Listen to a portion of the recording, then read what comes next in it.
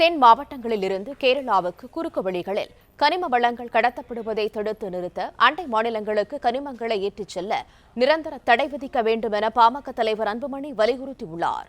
இது தொடர்பான கூடுதல் தகவல்களை தருகிறார் எமது செய்தியாளர் பாண்டியராஜன்.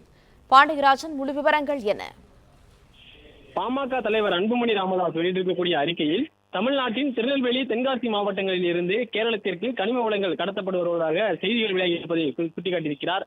கன்னியாகுமரி மாவட்டத்தின் வழியாக கனிமங்களை கொண்டு செல்ல மாவட்ட நிர்வாகம் தடை விதித்துள்ள நிலையில் தமிழ்நாட்டையும் கேரளாவையும் இணைக்கும் தேசிய நெடுஞ்சாலை 66 வழியாக கனிமங்கள் கடத்தப்படுவது மட்டும்தான் நிறுத்தப்பட்டிருக்கிறதே தவிர தமிழகத்தின் தென் மாவட்டங்களில் இருந்து கேரளத்திற்கு தொடர்ந்து கனிமம் கடத்தப்படுவது கவலை அளிப்பதாக பாமக தலைவர் அன்புமணி ராமதாஸ் அவருடைய அறிக்கையில் குறிப்பிட்டிருக்கிறார். அதே நேரத்தில் தென்காசி மாவட்டம் புளியரை சோதனை சாவடி வழியாக வழக்கத்தை விட அதிக எண்ணிக்கையில் கனிமங்கள் கடத்தி செல்லப்படுகின்றன எனவும், அதேபோல் கன்னியாகுமரி மாவட்டத்தில் தேசிய நெடுஞ்சாலையின் வழியாக தான் கனிம வளங்கள் கடத்தப்படவில்லை தவிர மாவட்டத்தின் கொல்லங்கோடு, கோழிப்போர் விளை, ஊரம்பு மற்றும் கல்லில் உள்ளிட்ட கிராமங்கள் வழியாக குறுக்கு சாலைகளில் புகுந்து கனிமங்கள் ஏற்றிச் செல்லும் சரக்குந்துகள் கேரளத்திற்கு பயணிப்பதாகவும் அன்புமணி ராமதாஸ் ஒரு குற்றச்சாட்டை முன்வைத்திருக்கிறார்.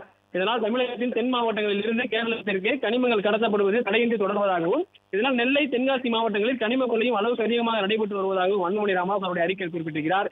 இவை அனைத்தையும் விட முக்கியமானது கடந்த காலங்களில் கனிம கடத்தலில் ஈடுபட்டவர்களையும் அவர்களை ஊக்குவித்தவர்களையும் தண்டிப்பதுதான் எனவும், முந்தைய திமுக ஆட்சியில் அதிகாரம் பெற்றிருந்த காட்பாதர்களும் மாஃபியாக்களும் தான் கனிம கடத்தலுக்கு துணையாக இருந்தனர் எனவும் அன்புமணி ராமதாஸ் குற்றம் சாட்டியிருக்கிறார்.